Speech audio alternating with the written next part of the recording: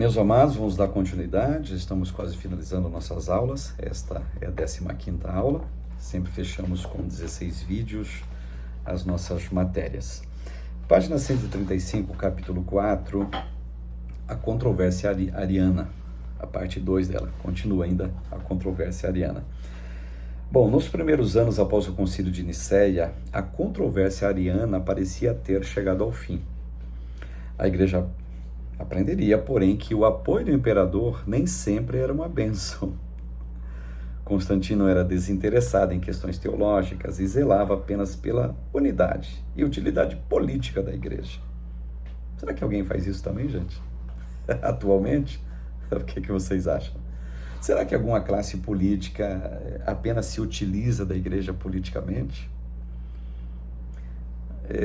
Não estou acusando ninguém, não estou apontando nada aqui não, mas você já percebeu que sempre em épocas de campanhas políticas, o pessoal parece que quando vai se candidatar está mais piedoso, aparece mais nas igrejas, sei lá, leva um botijão de gás para aquele irmão, um telhado para o outro, um pouco de areia para outro, termina isso, termina aquilo, mas só em época política. O que será que eles querem? Estão mostrando uma conversão verdadeira, são altruístas agora, se converteram a Cristo, estão ajudando a irmandade. Não, meus amados, não é isso não. Me parece que o espírito de Constantino, que só se aproveita da utilidade política da igreja, ele está mais vivo do que nunca, ele é atual. E outra coisa, eu tenho um ponto de vista muito lógico disso daí. Não me venha dizer que a igreja ela precisa ser defendida e que precisamos de alguém que nos represente nas câmaras, lá no executivo, no legislativo. Precisamos de alguém, porque senão a igreja ela pode ser prejudicada, a igreja pode parar. Meus amados, vamos ser sinceros aqui. Quem é o defensor da igreja? E aqui, eu não estou aqui pregando e anunciando uma espécie de rebelião, por assim dizer, dos nossos atos, por assim dizer, cívicos. Não, você vai votar, você vai lá na urna, você vai escolher um candidato, mas esse candidato não necessariamente não precisa ser da tua fé. Esse candidato não, eu vou votar porque ele vai dar de presente para o conjunto lá dos jovens da minha igreja, vai dar tal coisa, ele prometeu que se ele ganhar, ele vai trocar toda a cozinha da igreja. O nome disso é corrupção. O nome disso é venda de voto. O nome disso é favorecimento ilícito. Até onde eu sei, isso é crime e isso é errado. Isso é corrupção. Eu penso que um político ele tem que trabalhar pela polis, pela cidade. O político ele só vai defender os interesses agora dos cristãos. O político agora só defenderá o interesse de quem é católico romano. Só defende o interesse agora do grupo de gays, o interesse agora do grupo dos negros, do grupo dos brancos. Não, isso não é política. Isso é apenas você querer favorecer alguém dos seus interesses. Mas um político é que ele trabalha pela polis, que trabalha pelo bem comum da sociedade. Não colocar alguém que vai fazer o que eu quero, vai fazer aquilo que é do meu interesse, meu e da minha família, meu e da minha igreja, meu e do meu ministério. Isso está tudo errado, o nome disso é corrupção, gente. Vejo dessa forma. Bom, começou em Constantino, parece que essa ideia, né? Começou lá. Por isso, seu parente e amigo próximo, o ariano Eusébio de Nicomédia, conseguiu exercer enorme influência sobre o imperador, convencendo-o gradualmente a revogar o exílio de Ário e os outros bispos arianos e a favorecer a eleição de bispos arianos para substituir os bispos trinitaristas. Quando Constantino finalmente foi batizado pouco antes da sua morte, o bispo que o batizou foi Eusébio de Nicomédia. E pouco a pouco os efeitos do concílio de Nicéia foram apagados e arianos se entrincheiraram nas posições de maior poder dentro da igreja. Então, o concílio de Nicéia derruba a questão errônea com relação à Trindade. O efeito foi baixando. Esse Eusébio de Nicomédia, amigo do Constantino, batizou Constantino: olha, traga o Ário está exilado. Né? E o Ário voltou de novo. E os bispos que pensavam acerca da maneira como Ário se entrincheiraram na Igreja Católica Apostólica Romana. E era a igreja da época. Tá? Então, os sucessores de Constantino foram, em sua maior parte, arianos, com exceção de Juliano, o apóstata, que era pagão. O auge do avanço ariano ocorreu em 357, quando o concílio de Cirmínio declarou que o credo niceno era herético e que o filho não eram homoousios e nem homoousiosos com o pai. O pai, sendo divino, era tão infinitamente superior ao filho que nem poderia ser afirmado que o filho possuía uma essência similar dele. Olha a heresia. A igreja continuou a ser majoritariamente trinitarista, mas o poder político dos bispos arianos, derivado do apoio dos imperadores, os deu a vantagem por grande parte do século IV. Ou seja, uma briga dentro da igreja. E nós vemos na página 136, Atanásio contra o mundo.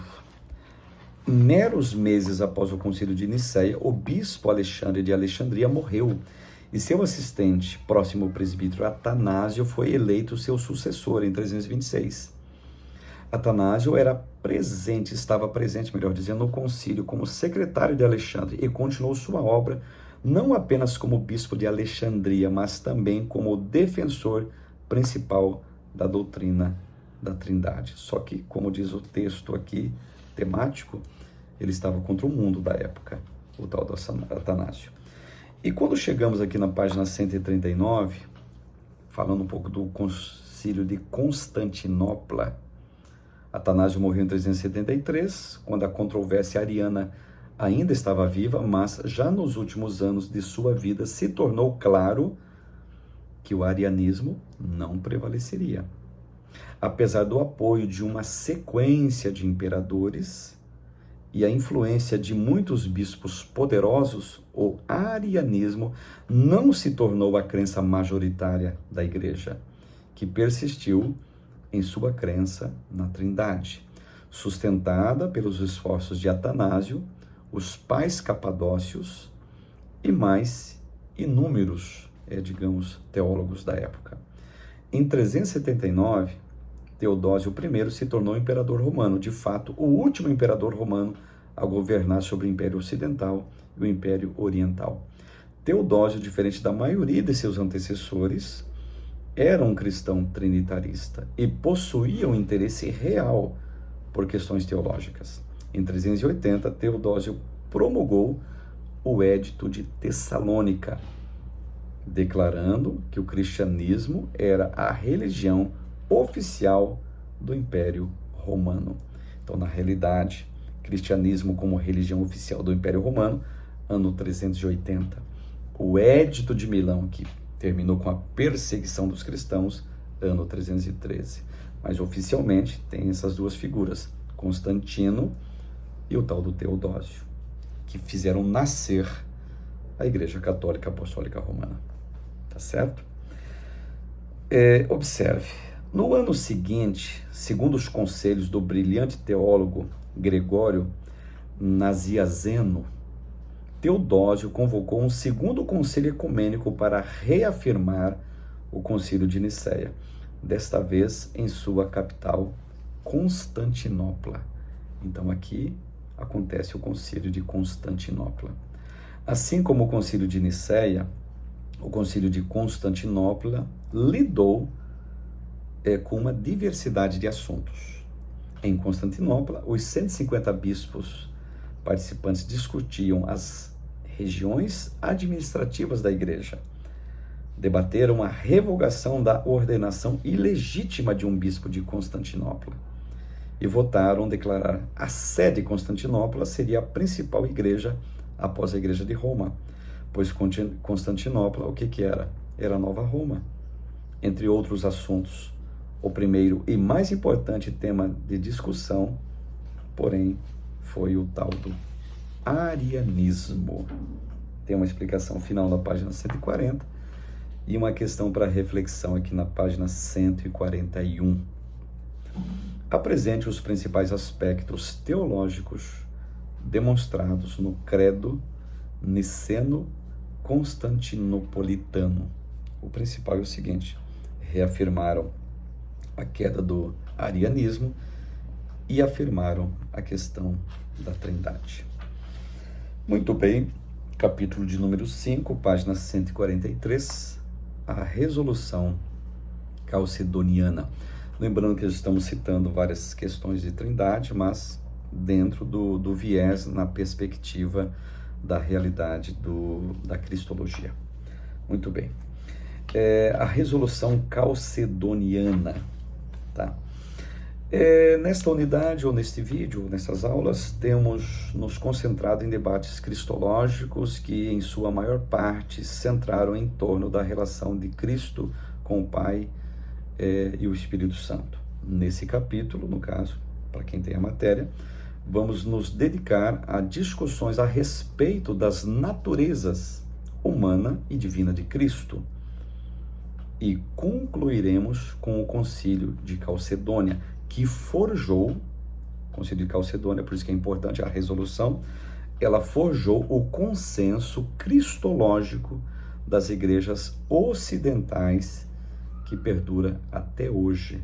Então, o concílio mais consistente é justamente o Concílio de Calcedônia. É a base, digamos assim, que diz a respeito da divindade do Senhor em termos conciliares, é claro, né?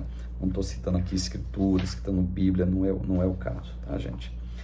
Cristologias desequilibradas, monofisismo e nestorianismo.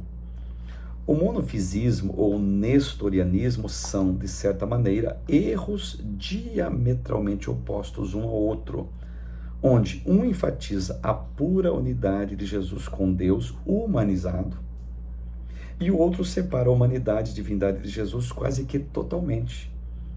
Eles representam os extremos da cristologia do V século, os dois limites entre os quais a igreja tentaria achar um caminho do meio.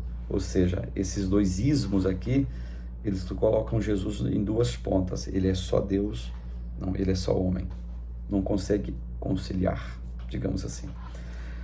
O monofisismo. O termo monofisismo vem de dois termos gregos para único, monos, e natureza, psis. É a crença de que Jesus possuía apenas uma natureza divina e não uma natureza humana. Se eu ver Jesus apenas como Deus, eu estarei errando. Entendeu?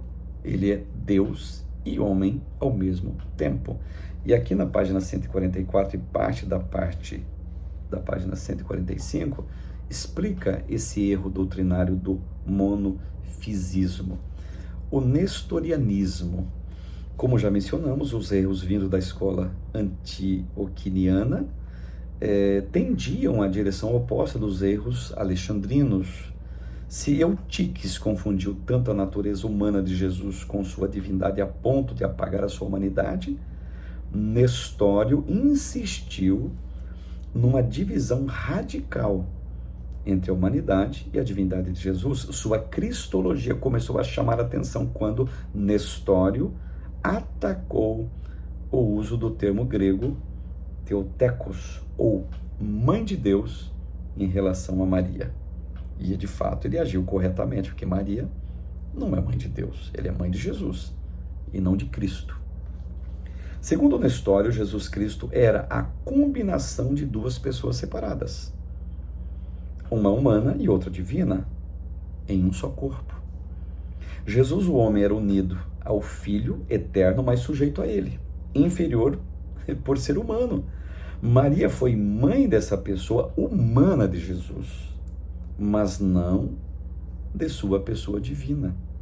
Quando o bispo e teólogo Cirilo de Alexandria atacou sua posição, Nestório respondeu negando firmemente que o Jesus humano poderia ser considerado a mesma pessoa que Jesus divino, abre aspas para ele no caso.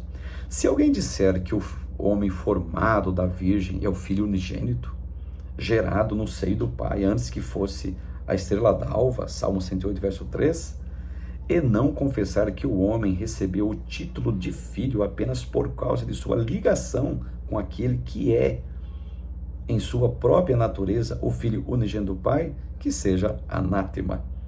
Ele, digamos, defendeu a sua tese dessa forma. Em parte ele está certo, em parte ele errou, evidentemente. Mas a questão de dizer que Maria não é mãe de Deus, ele está plenamente correto.